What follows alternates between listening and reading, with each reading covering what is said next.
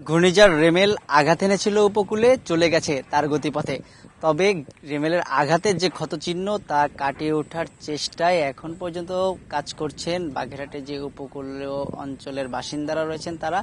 অর্থাৎ মাথা গোজার যে ঠাইটুকু সেটুকু আসলে যেহেতু রাতের আধারে উড়ে যায়, সেই দিনভর চেষ্টা চালিয়েও এখনো সেই জায়গাটা আসলে তারা নিশ্চিত করতে পারেননি। এখন অবধি পরিবারের বিভিন্ন মানুষকে নিয়ে উপকূলীয় এলাকার অনেক পরিবার চেষ্টা করছেন তাদের যে একটু রাতের আধারে নিশ্চিন্তে ঘুমানোর জন্য, মাথা গোজার জন্য কাজ করে যাচ্ছেন। আমরা এই মুহূর্তে যে বাগেরহাটের সদর উপজেলার মারিয়াপল্লীতে রয়েছি, সেখানে দেখছি বেশ কয়েকটি পরিবারে একই রকম চিত্র। সেখানে রাতের আধারে মুহূর্তেই তাদের যে কাঁচা পাকা ঘরগুলো ছিল সেগুলো উড়ে যায় এবং মাটিতে মিশে যায়। এর ফলে কিন্তু তাদের মধ্যে একজন মানবেতর জীবনযাপন করছে বলতে হবে। শুধু এই যে মারিয়াপল্লী এটি নয়, বাগেরহাটের অন্তত 10,000 ঘরবাড়ি সম্পূর্ণ বিধ্বস্ত হয়ে যায় ঘূর্ণিঝড়টির আঘাতে। একই সাথে 35,000 ঘরবাড়ি যে সম্পূর্ণরূপে 35,000 ঘরবাড়ি আংশিক আসলে বিধ্বস্ত হয়। নগদে 500 টাকা বা তার বেশি পেমেন্টে পেতে পারেন ঢাকায় জমিসহ 20 কোটি টাকার পুরস্কার।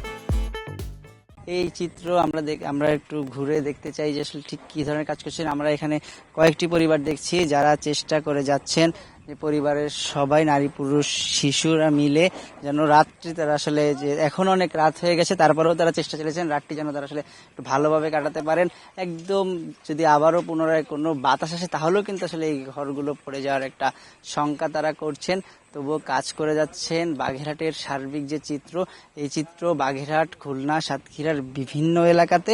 বাগেরহাটের কথা যদি একটু বলতে চাই, সেখানে আসলে বাগেরহাটের শরণখোলা, মোরেলগঞ্জ, মোংলা সব আগের সদর উপজেলা এরকম বিভিন্ন স্থানে বাড়িঘর বিধ্বস্ত হয়েছে। খোলা আকাশের নিচে রাত কাটাতে হচ্ছে অনেক পরিবারকে, যারা তাদের নিকটস্থ স্বজন রয়েছেন, পরিচিত জন রয়েছেন, সেখানে আশ্রয় নেওয়ার চেষ্টা করেছেন। এবং এই যে চিত্র, প্রতিটি ঘরে আসলে তারা তাদের যে প্রয়োজনীয় সরঞ্জামাদি ছিল, নিত্য প্রয়োজনীয় যেসব সামগ্রী, সেগুলো আসলে এক জায়গায় স্তূপ করে রেখেছেন। এবং বালিশ কাঁথা দিয়ে যে ধরনের একটি খাটের উপরে সবকিছু আসলে কিন্তু ভিজে গেছে, সেই ভেজা জায়গার উপরেই শুয়ে থাকতে হচ্ছে। অথবা একটি শিশুকে আমরা দেখছি, সে আসলে জায়গাটি ভেজা কিছুটা বোঝা যাচ্ছে। তারপরেই যেহেতু এক ঝড়ের পরবর্তী যে আঘাতে আসলে সেই ক্লান্তি যে তাকে পেয়ে বসেছে, পরিবারের অন্য সদস্যরা যদিও কাজ করছেন, তারা ঘরটি ঠিক করার চেষ্টা করছেন, সেখানে আসলে সে ঘুমিয়ে রয়েছে।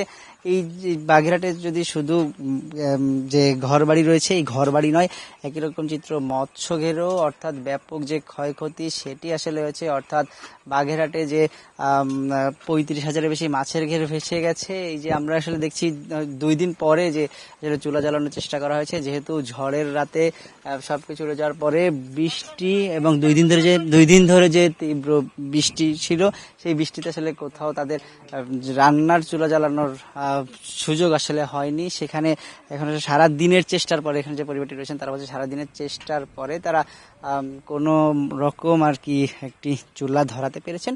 সেখানে সামান্য কিছু ডাল এবং ভাত রান্না করে তারা খাবে নাকি। নগদে 500 টাকা বা তার বেশি পেমেন্টে পেতে পারেন ঢাকায় জমিসহ 20 কোটি টাকার পুরস্কার।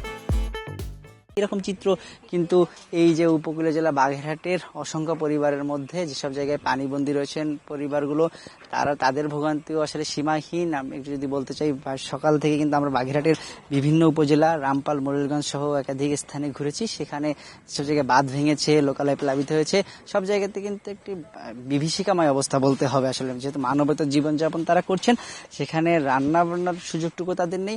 অনেক পরিবার 2 দিন অভুক্ত ছিলেন। আজকে সন্ধ্যার দিকে কেউ হয়তো যেহেতু দোকানপাট সবকিছু বন্ধ ছিল, শুকনো খাবারের আসলে কোনো যোগান ছিল না।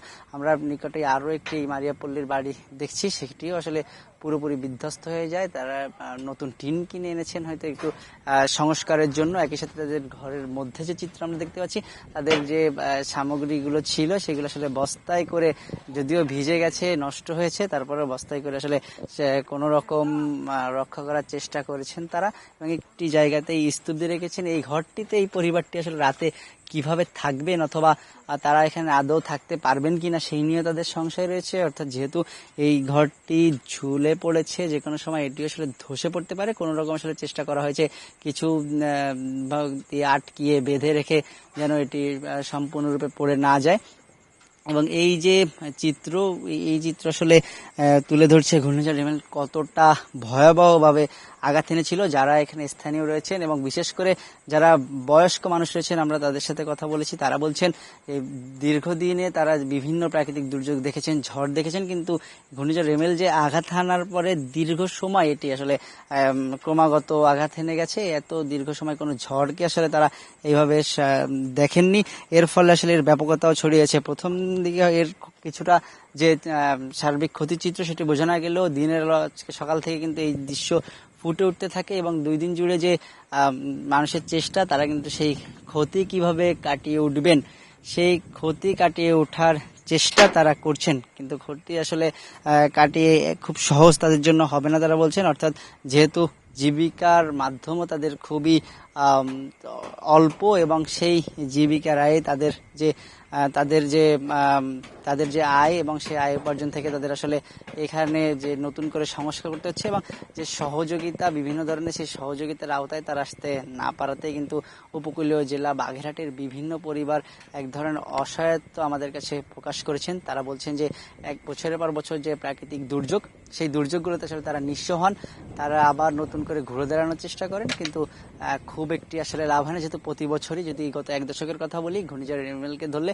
এটি অন্তত নবমতম মে মাসে আর কি নবমতম আঘাত ঘূর্ণিঝড়ের উপকূলে, এবং এর ফলে কিন্তু ক্রমাগত বিপর্যস্ত অবস্থা সৃষ্টি হয়েছে উপকূলে। যদি বাগেরহাটের তথ্য একটু জানিয়ে রাখতে চাই, বাগেরহাটে কিন্তু এই যে ঘূর্ণিঝড়ের আঘাত এবং অতি জোয়ার এবং 2 দিন ব্যাপী টানা বর্ষণ সবকিছু মিলিয়ে 5 থেকে 6 ফুট যে জলোচ্ছ্বাস হয়েছিল, সেখানে ভেসে গেছে অন্তত 35,000 মাছের ঘের। বাগেরহাটে 74,000 মাছের ঘের রয়েছে জেলা মৎস্য অফিসের তথ্য অনুযায়ী।